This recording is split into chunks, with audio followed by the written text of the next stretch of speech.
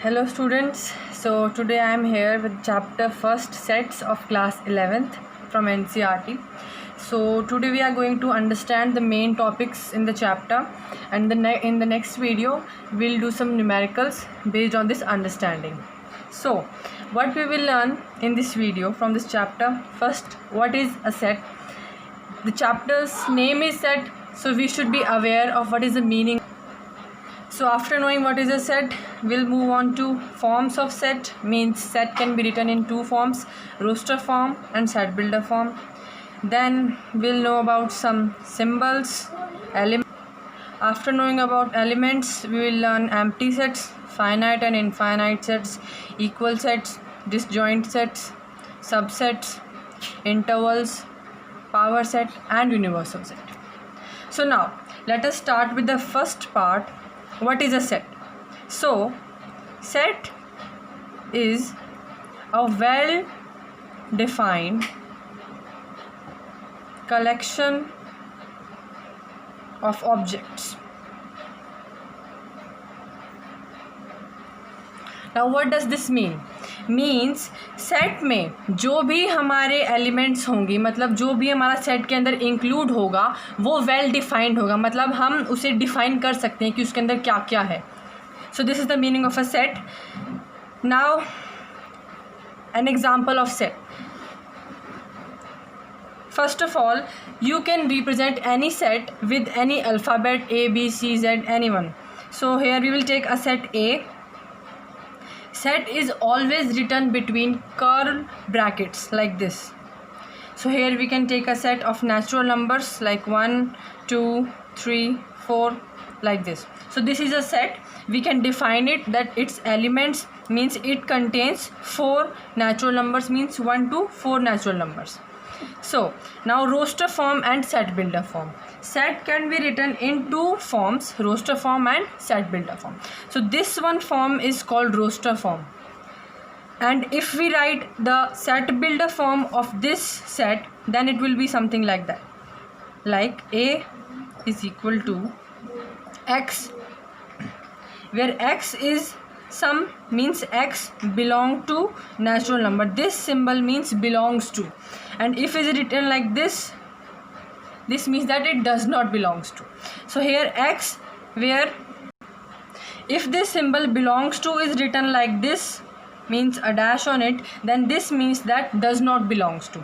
So here X belongs to N, where the value of X lies between 1, means X is greater than equal to 1 and less than equal to 4. So this is the set builder form of this very set. This is called roster form and this is set builder form. Like this we can write the set builder form and roster form of any set. So now let us move on elements. What is element? Let us take an example, set B, which is 2, 4, 3, 1, something, anything, you can take any numbers. So elements mean the numbers which are contained in this particular set are called the elements of this set.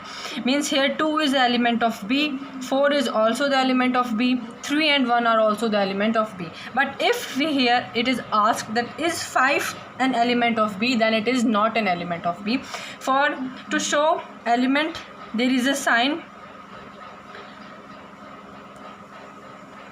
So in questions they can ask that is 2 an element of, means element we can say that does 2 belong to B. Belong to means क्या 2 इस set में belong कर रहा है, यानी क्या वो इस सेट का एलिमेंट है. So here we will write 2 belong to B. Similarly 4 also belongs to B, 3 belongs to B, but here 5 does not belongs to B. So here the topic of belongs to, does not belongs to an element is clear. So now we will move on empty set. So now we'll talk about empty set. What is empty set? We know the meaning of empty. Empty means खाली.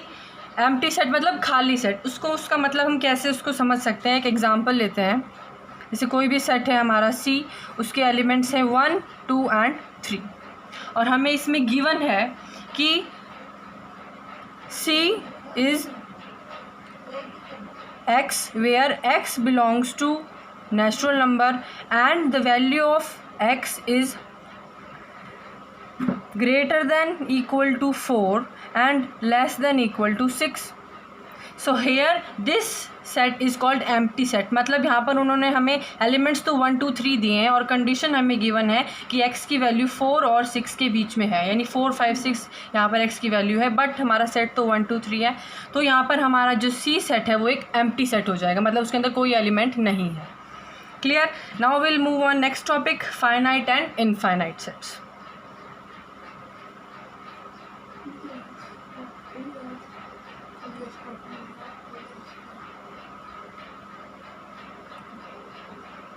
So, first of all we will talk about finite set. What is the meaning of finite? Finite मतलब finite means limited, मतलब वो set के जो elements हैं वो limited हैं। Example लेते हैं हम, कोई सेट है A और उसमें एलिमेंट्स हमें गिवन है 1 2 6, तो इसके एलिमेंट्स हम डिफ़ाइन कर सकते हैं कि इसमें सिर्फ 3 ही एलिमेंट्स हैं। अगर हमें कोई सेट दिया हो B जिसके एलिमेंट्स हैं 1 2 3 एंड अप टू इन्फिनिटी, सो यहाँ पर हमारा जो B सेट है वो एक इनफाइनाइट सेट है, क्योंकि हमें नहीं पता कि इसका जो लास्ट एलिमेंट है वो क्या है या इस सेट में कितने एलिमेंट्स हैं। सो हमारा B सेट यहाँ पर इनफाइनाइट सेट हो जाएगा और set A will be a finite set. So now will move on to equal sets.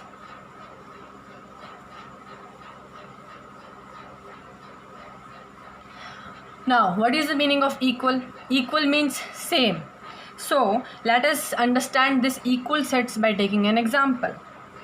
Here we'll take a set A with elements 9, 7, 6 and another set with another set B with elements 6, 9 and 7. Here this is A equal B. Here A set is equal to B because there are same number of elements in A and B. Number of elements are also same and elements then तो elements की quantity भी same है और digits भी same है। अगर हम यहाँ पर कोई सेट्स में उनका ऑर्डर चेंज करते हैं तो उससे कोई फ़र्क नहीं पड़ता, अगर उसमें डिजिट्स सेम है तो हमारे दोनों सेट्स इक्वल हो जाएंगे। Now what is disjoint set?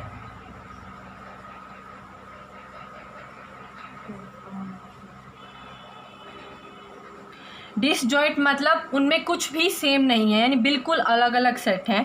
जैसे कोई अगर एग्जांपल लें हम, कोई सेट A है उसमें एलिमेंट्स है 1 2 3 और कोई सेट B है उसके एलिमेंट्स हैं 4 5 एंड 6, तो यहाँ पर A और B डिसजॉइंट सेट हैं, मतलब उनमें कुछ भी सेम नहीं है, वो कहीं किसी भी तरह से जुड़े हुए नहीं हैं, डिसजॉइंट है मतलब अलग अलग है। So this was about disjoint sets. इनके लिए कोई सिंबल नहीं है, इनमें बस क्वेश्चन आता है कि क्या A और B डिसजॉइंट है या नहीं, तो हमें येस या नो में आंसर देना होता है। अब हम आगे चलते हैं सबसेट्स पे, which is a very important topic. So now we will talk about subsets.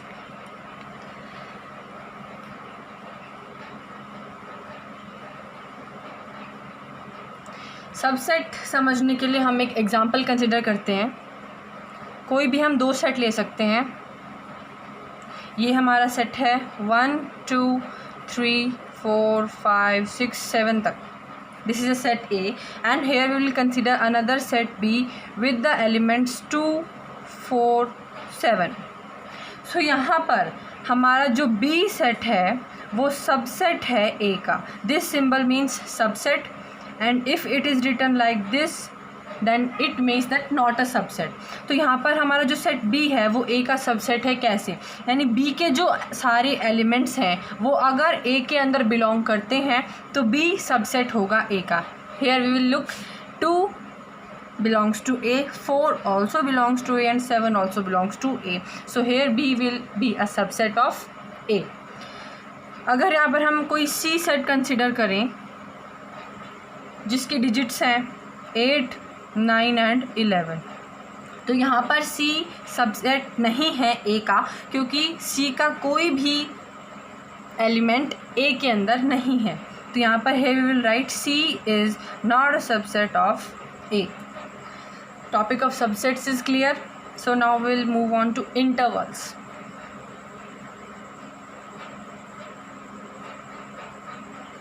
So intervals are basically of three types. First one is open interval. Second one is closed interval.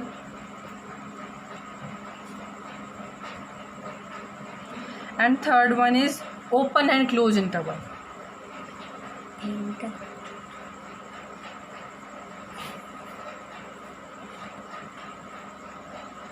तो सबसे पहले हम बात करते हैं open intervals की.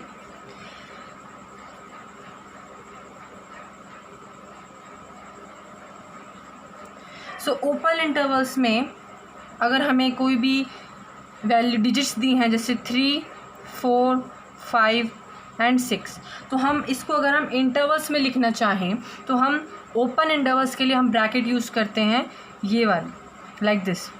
So open intervals मतलब जब अगर हम ओपन इंटरवल्स में ये ब्रैकेट यूज़ करते हैं तो इन ब्रैकेट्स का मतलब होता है कि इसके जो पास वाली वैल्यू है वो हमारी आंसर में नहीं है. अगर हम ओपन इंटरवल लिख रहे हैं तो इन चारों डिजिट्स में से हमारा ओपन इंटरवल के बीच में आएगा 2 and 7, यानी हमारी जो वैल्यूज़ हैं वो हैं 2 से 7 के बीच में है, यानी वो 2 को और 7 को इंक्लूड नहीं करेंगी. अगर हम ये वाला ब्रैकेट लगाते हैं तो हमारी जो डिजिट्स इसके अंदर हैं वो इंक्लूड नहीं होंगी, बाकी डिजिट्स सारी आएंगी जो इनके बीच में है. ऐसे ही हम क्लोज इंटरवल देखते हैं. क्लोज इंटरवल्स अगर हम इसी एग्जांपल को ले लें 3, 4, 5 एंड 6, तो इसी को अगर हमें क्लोज इंटरवल में लिखना है तो हम क्लोज इंटरवल में ब्रैकेट यूज़ करते हैं दिस वन. तो हेयर क्लोज इंटरवल में हमारी डिजिट आएंगी 3 and 6, मतलब हमारी जो डिजिट्स हैं वो 3 to 6 के बीच में है. बीच में मतलब 3 को भी इंक्लूड कर रही हैं और 6 को भी, यानी 3, 4, 5 एंड 6. अब यहाँ पर हमारा थर्ड टॉपिक आता है open and close interval.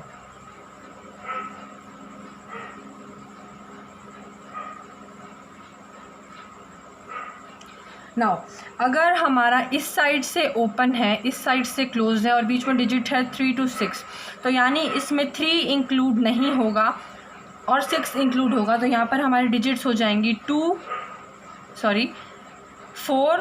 5 and 6. ऐसे ही अगर ये इधर से क्लोज्ड है और इधर से ओपन है तो यहाँ पर 3 इंक्लूड होगा लेकिन 6 इंक्लूड नहीं होगा. तो this was all about intervals. Now will see what is power set and universal set. Only these 2 topics are left. So let us see what is power set.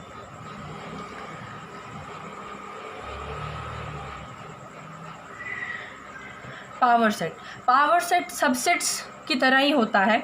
जैसे अगर हम कोई सेट लें A जिसके elements हैं 1, 2 and 3, तो अगर हमें पूछे कि A का पावर सेट लिखो तो पावर सेट में हम वो सारे सबसेट लिख देंगे जो A के होंगे. सो पावर सेट को हम ऐसे लिखते हैं, power set of A is equal to, हम पहले इसके सारे सबसेट्स लिख देते हैं तो क्या होंगे 1, 2, क्योंकि वो 1 और 2 बिलोंग कर रहा है A के साथ, और क्या होगा 2, 3, 1, 3.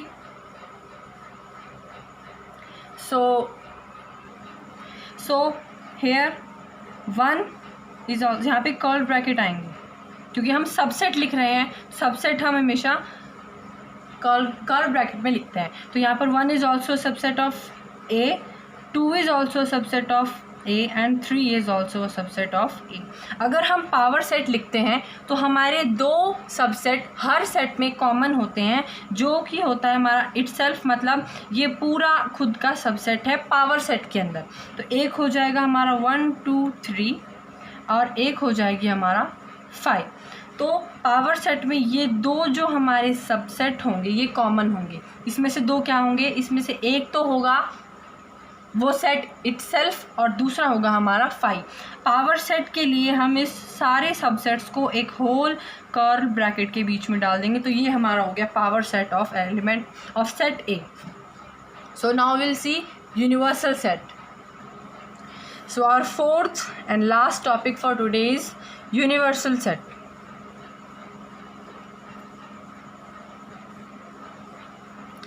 You very well know the meaning of the word universe. Universe मतलब अंतरिक्ष, मतलब बहुत बड़ा. सो यूनिवर्सल सेट मतलब बहुत बड़ा सेट। तो कोई भी किसी भी नंबर के लिए, चाहे वो पॉजिटिव नंबर हो, नेगेटिव नंबर हो, rational, irrational, integer, whole and natural numbers, इन सब नंबर्स के लिए हमारा एक यूनिवर्सल सेट होता है, वो होता है हमारा रियल नंबर, जिसको हम रिप्रेजेंट करते हैं कैपिटल आर से। मतलब हमारे सारे नंबर्स बिलोंग करते हैं रियल नंबर्स से।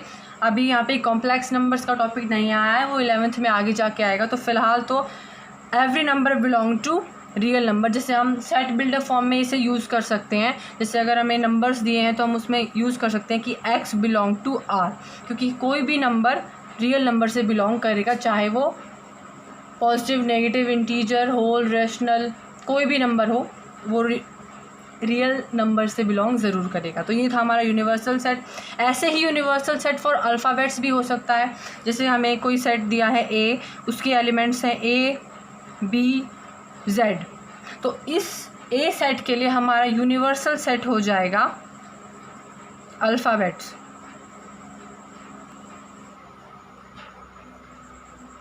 मतलब इंग्लिश के सारे अल्फ़ाबेट्स पूरा A to Z universal set हो जाएगा इस सेट के लिए। तो this was all in today's video. So the numericals based on today's video will come soon in the next video, so wait and watch. Thank you.